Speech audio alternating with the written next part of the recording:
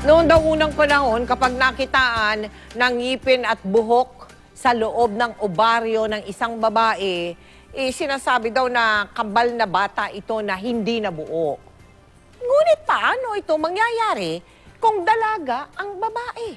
Tulad ni Michelle. Narito po ang ikalawang bahagi ng aming kwento. Ang dermoid cyst of the ovary ay isang bukol na may sebum at tinutubuan ng buhok, buto, ngipin, at iba pang body tissue. Sa mga matatanda, sinasabi nila kambal nila yung cyst. Hindi totoo.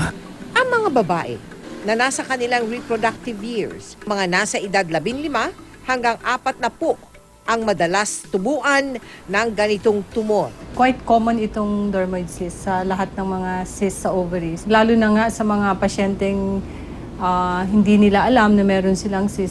Ito ang kondisyon ni Michelle.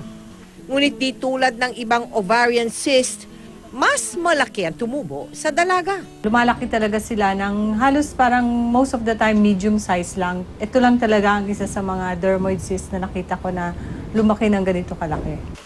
Madalas tuloy mapagkamalang nagdadalang tao si Michelle. Inisip nung iba na baka buntis siya kasi nga malaki yung tiyan niya. Pero actually dahil lang yun sa malaking ovarian mass niya. At tungkol sa nararamdamang paggalaw sa tiyan ng dalaga. Baka bituka lang yun kasi wala namang gumagalaw na parte dun sa cyst niya eh. Upang tuluyang gumaling si Michelle, Hindi naman siya yung klase ng cyst na natutunaw ng gamot. Talagang kailangang operahan. at paalala ni doktora sa mga kababaihan. Magpa-check up regularly. Kasi pag mga ganyang cyst na wala namang symptoms, incidentally nakikita lang siya sa pelvic examination.